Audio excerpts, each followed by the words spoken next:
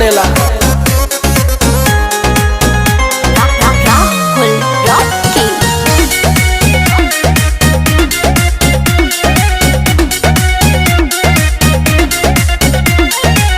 चैती बयरिया मचौले बतबाही, लस लस देह करे आवेला जम्हाई।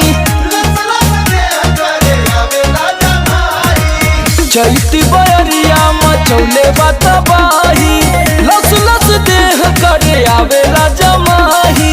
कैसे बता